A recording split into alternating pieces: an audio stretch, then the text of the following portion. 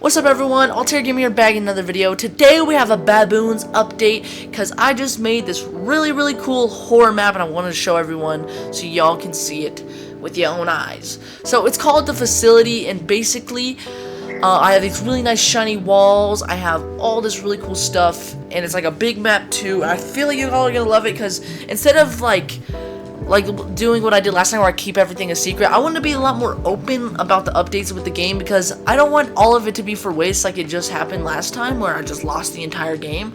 So I'm gonna be putting a lot more updates, so just this one's gonna be like the process of how I made it and the final product. So let's get straight into it. So basically I started with drawing out the map that I wanted to do. So this map is going to be almost like you're in a hospital. And if you ever watched The Maze Runner, that's what I kind of based it off of. I have these posters in it that says, we are good. And if you know from The Maze Runner, they just kept saying, wicked is good, wicked is good. That's what I kind of want to go for here. Just like this corporation that's like thinking they're good and like trying to make the people in it think they're good. But so I'm making it like kind of loop around. It's not like the biggest map ever. It's not supposed to be really a maze. It's supposed to be like how an actual corporation would be. Like they keep the people in this place. There's a cafeteria here, there's a pool here, all this stuff. I did change a couple things, like there's not a pool in it, and the downstairs I forgot to save, so I deleted later in the video, but I did add it back. But yeah, you'll see I put the pool here, and then I put a closet here, and then I'll also show you guys the little knicks-knacks I added around the map. So yeah. So for how I made the walls is you basically just array it, and arraying it basically just adds/copies the block while still making it one seamless block. So you do that twice to make it go up and down, and after that you bevel it, and basically that like makes all the sides like nice and smooth, which basically just makes it look like there's tiles. So after that I moved to shading, which is like the simplest shading. I just turned down the roughness. I added a little bit of spectacular, I don't know, and then you make it a little metallic if you want to.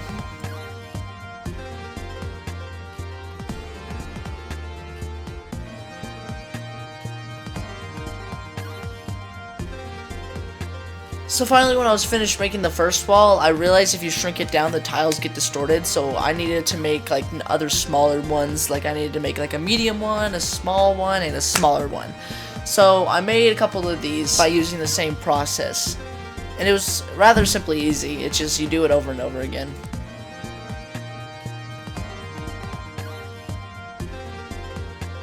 So now I wanted to make some glass because I wanted some parts where you can kind of see through. I actually had to look this up because I never made glass before. I mean, I think I had before, but I kind of just forgot.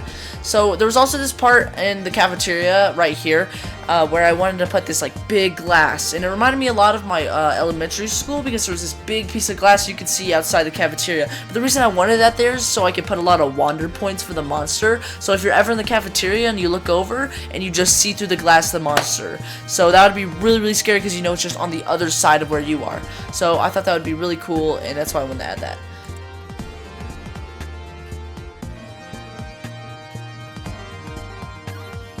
And here I wanted to add a door frame for doors, of course.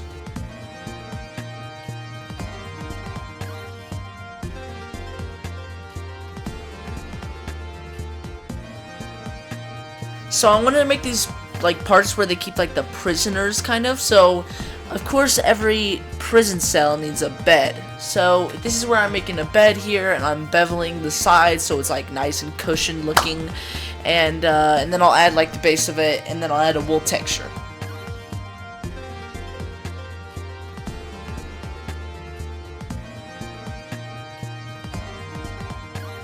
Now of course I need a floor, but I was gonna do like a hospital type floor, but I couldn't find any good texture, so I just ended up doing a checkered pattern.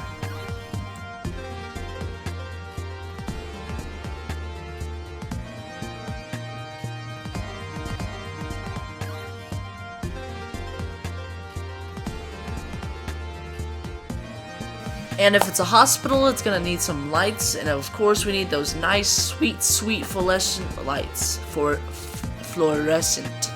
I don't know. And here I'm using the same texture for the ceiling, but I'm making it just a little shinier. Alright, this is gonna be the first of 2 or 3 super time lapse I'm just kind of getting the lighting correctly, making sure everything looks good by making this like little base platform thing that's actually going to be inside of the map. But this is just to make sure the lighting looks good, everything looks shiny and nice. So this is going to be super time lapse of me doing that.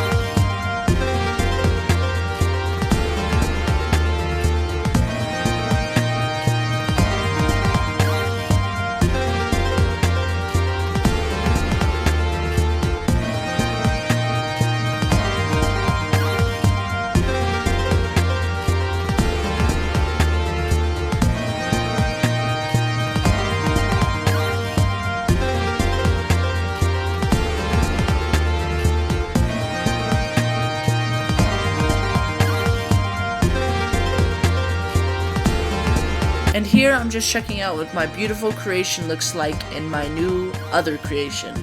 Tongue twister. And now I take my map that I have, and it's time for our second super time lapse of me making this big giant map, or at least the outline of it first, I think. But super time lapse, away!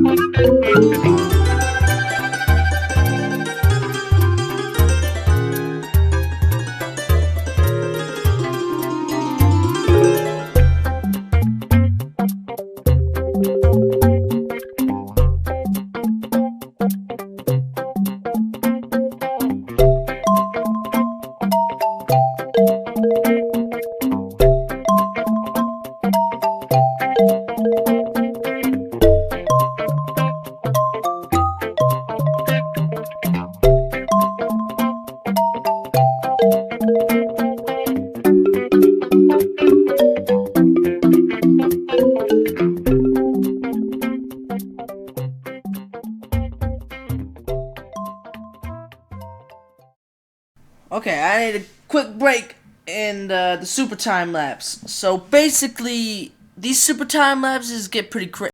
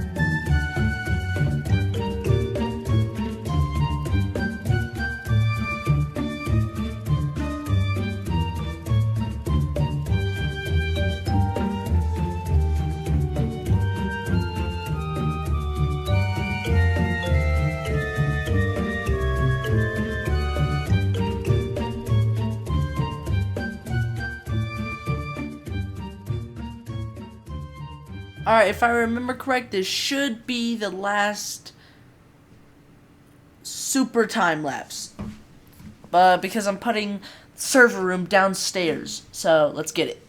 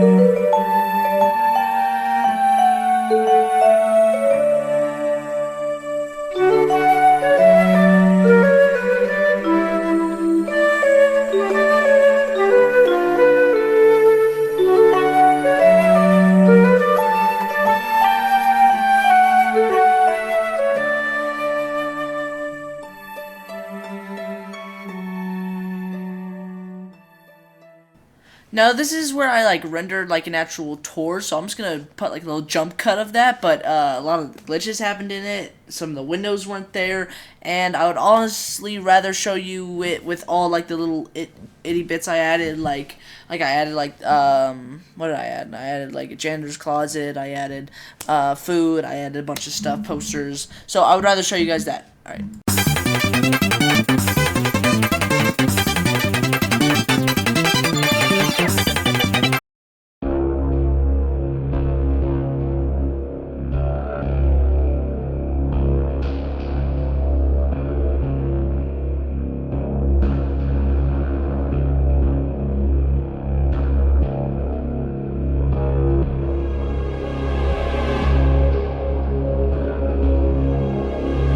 Alright everyone, I hope you enjoyed this episode of making baboons, but it's going to have to end.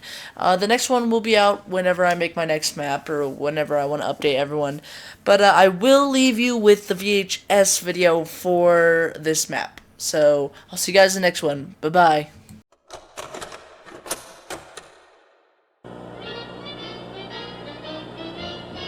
During testing in the lab, there may be technical difficulties.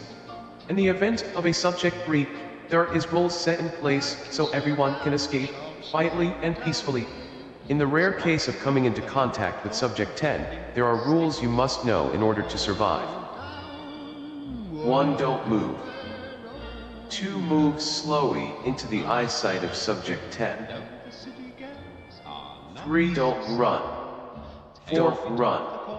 5. Don't run. Don't run. Don't run. Don't run.